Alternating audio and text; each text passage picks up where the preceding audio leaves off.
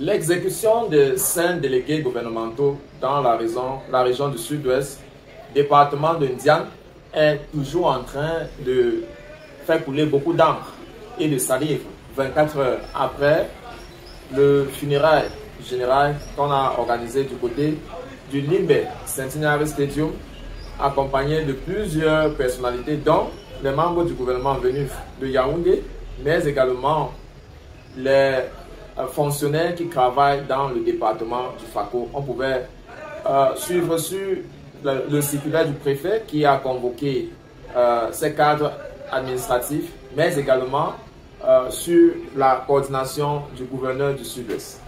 Alors, ce qui nous intéresse dans ce numéro, c'est la sortie du sénateur Belamoki Charles, que je vous invite d'ailleurs à suivre. Et par la suite, on va écouter la chronique du docteur Aristide Mono. Et plus tard, on va se retrouver pour l'analyse. Suivez plutôt. Les genoux de quelqu'un sont sur les coups des ressortissants du Sud-Ouest. Et voici le moment pour dire la vérité de ce qui en est.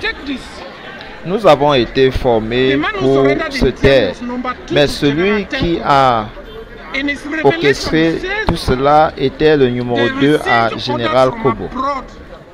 Lors de sa sortie, il a dit qu'ils ont reçu les ordres de la diaspora pour exécuter les délégués. Que les noms de ceux qui ont donné cet ordre-là soient connus pour que les acteurs de la société, le gouvernement, la société civile et toute autre personne qui vit dans la société puissent prendre les mesures qu'ils imposent. Ce n'est pas normal ce qui se passe. Les ressortissants du Sud-Ouest sont fatigués. Leurs terrains ont été saisis. Et quand ils veulent se plaindre, on parle du discours haineux. Qu'est-ce que vous appelez discours haineux? Avant de parler du discours haineux, il faut d'abord regarder les causes. Et voilà ce qui est en train de se passer. Les ressortissants du Sud-Ouest sont des gens hospitaliers. Ils ouvrent leurs portes à qui vient. Et s'il en vient un moment où ils veulent panser leur plaie, que personne n'appelle cela discours haineux. Trop c'est trop, on ne peut plus supporter ça. Voilà, vous l'avez suivi. Je vous rappelle, il s'agit là d'un sénateur qui est à son 3e mandat, l'ex-maire de la ville de Boya, M. Belamoki Charles. Il était sénateur lors de la première mandature en 2018, puis la deuxième mandature en 2013, puis en 2018, et tout fraîchement élu lors de la 3e mandature en 2023. Donc c'est un homme pétri d'expérience et bien roulé dans la farine du RDPC qui vous parle là. Dans ses propos, ce qu'on a pu ressortir, qui sonne un peu très mal à l'oreille, c'est qu'il stigmatise les gens venus du Nord-Ouest. Parce que là, il dit qu'il y a comme un épée Damoclès sur le cou des ressortissants du Sud-Ouest. Et pour ceux qui ne sont pas dans la région du Nozo, il faut savoir qu'il y a un sentiment de xénophobie qui existe entre les ressortissants du Nord-Ouest, qui est généralement connu par les francophones comme Bamenda, et puis les ressortissants du Sud-Ouest.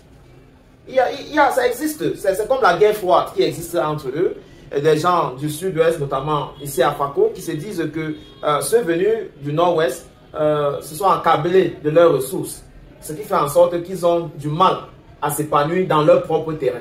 C'est un peu comme vous allez comprendre les affaires des Bamileke à Douala. Oui, c'est la même chose. Donc, ça existe dans le cœur des ressortissants de ces deux régions-là, qui fait en sorte que lorsque tu portes un nom et que tu occupes un certain poste ou bien tu as certaines aspirations, certains peuvent te dire directement si c'est possible ou bien si ce n'est pas possible. Voilà donc un sénateur de la République qui fait une sortie lors d'une messe, d'une messe funèbre, et qui choisit plutôt de stigmatiser une communauté en disant que voilà, on sent qu'ils ont une épée Damoclès sur le cou des ressortissants du Sud-Ouest.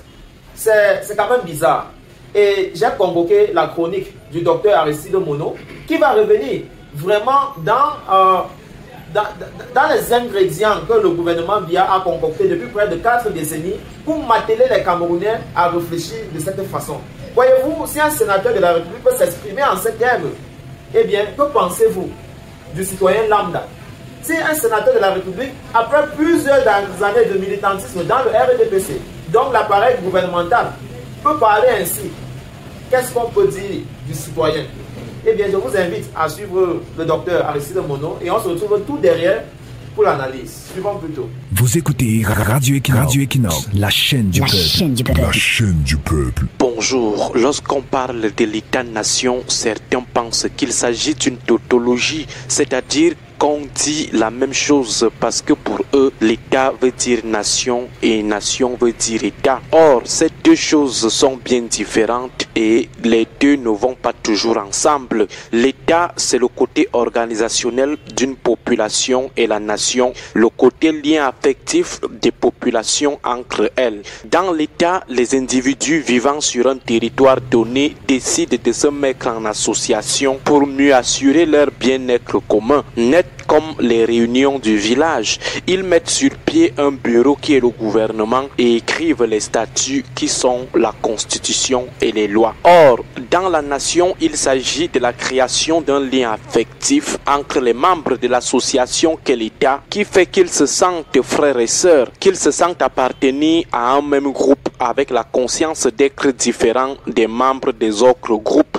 de sorte qu'ils se sentent soudés. La nation est donc une communauté. La notion de communauté qui intègre le sentiment d'appartenance, les représentations communes qu'on est frères et sœurs et solidaires. Il y a donc une différence entre un État, l'association des populations d'un territoire donné, et la nation qui est la création d'un lien affectif, d'un sentiment d'appartenance entre les populations d'un même territoire.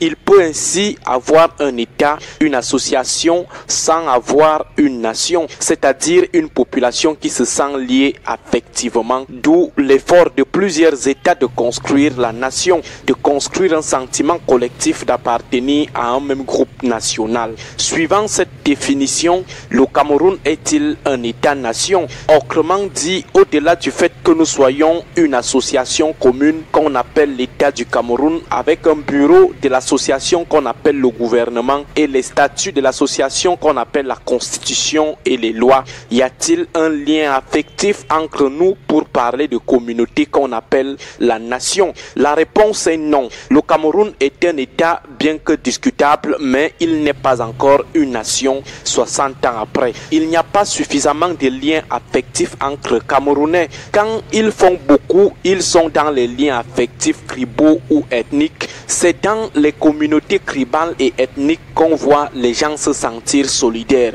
Mais au niveau de la communauté nationale, c'est encore à vérifier. À la limite, on peut également évoquer les liens affectifs entre membres des mêmes groupes religieux, politiques, ésotériques ou sexuels. Mais parler de liens affectifs au niveau national, c'est faux. Et le bureau de l'association créé par les Camerounais, l'État, ce bureau qui est le gouvernement, n'aide pas trop les membres de l'association à être unis, solidaires, pour former finalement une communauté, c'est-à-dire une nation. Au contraire, c'est un terrible agent destructeur de tout lien affectif entre Camerounais à travers la promotion des politiques de désunion, des politiques de haine entre Camerounais ou communautés camerounaises. Le bureau de l'association qu'est l'ordre dirigeant ne s'active pas dans la création des liens, ce qui pourrait nous lier. Il ne s'active pas dans la revitalisation des liens sociaux existants. Parfois, il est détruit même. Et les membres de l'association, de leur côté, ne font pas assez d'efforts pour se muer en membres qui s'aiment entre eux, des membres qui se sentent frères et sœurs. Et les gens sont surpris de la montée des haines intercommunautaires.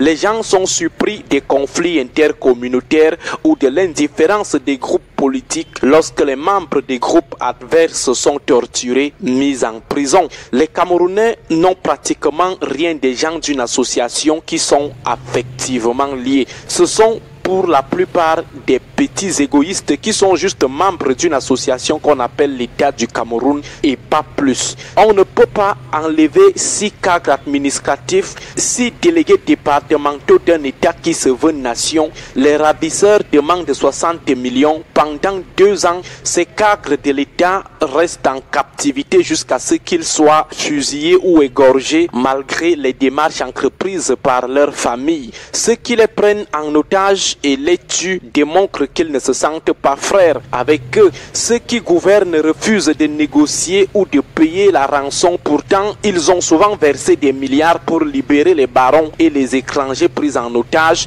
Ils détournent même les milliards toutes les secondes pour des futilités. Ils démontrent aussi qu'ils ne se sentent pas liés aux Camerounais en otage. Les hommes politiques, les populations qui sont restées dans l'indifférence totale pendant 2 ans, les médias qui sont restés muets jusqu'à l'exécution de ces Camerounais, l'inhumation puis l'exhumation de leur corps ont démontré que personne n'a de la compassion pour l'autre dans ce pays. Les gens bavardent à longueur de journée sur les problèmes subalternes des sous-problèmes comme le Niger, la Russie, la FECAFOOT, les clashs entre les agents distracteurs de TikTok. Pourtant, au même moment, Boko Haram, qui a déjà causé la mort de plus de 8000 de leurs compatriotes, continue d'égorger les gens dans l'extrême nord. Pendant ce temps, 6 délégués départementaux n'ont pas pu être sauvés en 2 ans de kidnapping. Ils ont été égorgés ou fusillés comme beaucoup d'autres. Plus de 6000 de leurs compatriotes tués dans cette crise anglophone, mais ils bavardent des problèmes inutiles ou subalternes sur les réseaux sociaux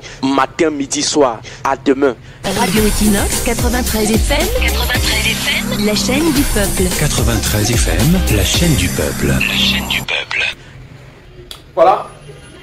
À la suite de Dr Aristide Mono, une chose qui est claire, c'est que le Cameroun n'est pas une nation. On est tout sauf une nation.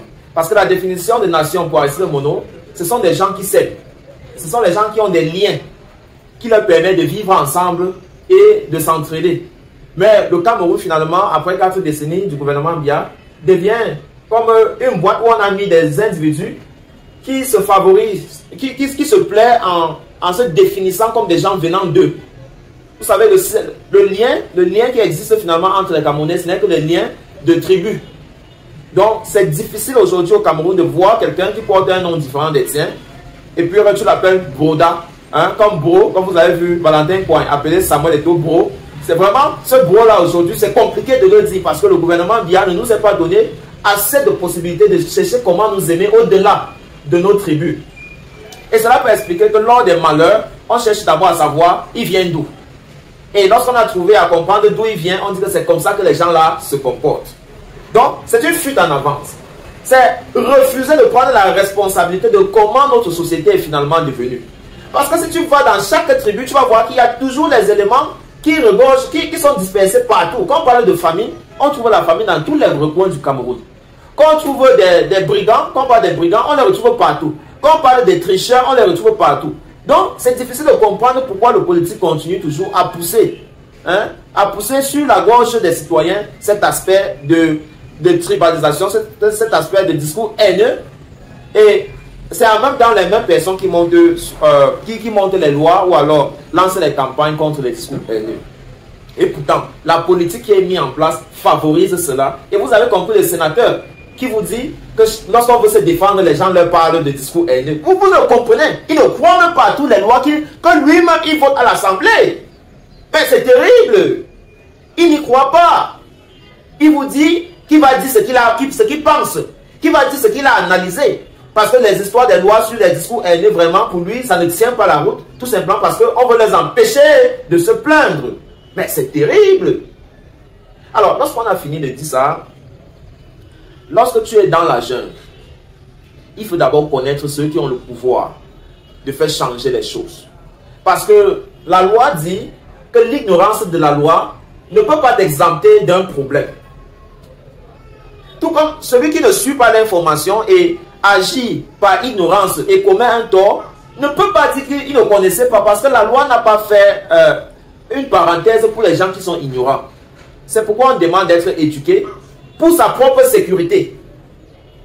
Si tu refuses de t'informer et que tu tombes dans le piège de la tribalisation, des discours haineux qui existent là dehors, ou bien tu gardes tout ton espoir sur un gouvernement qui a refusé de construire les liens fraternels entre ses citoyens, eh bien, ça serait tant pis pour toi.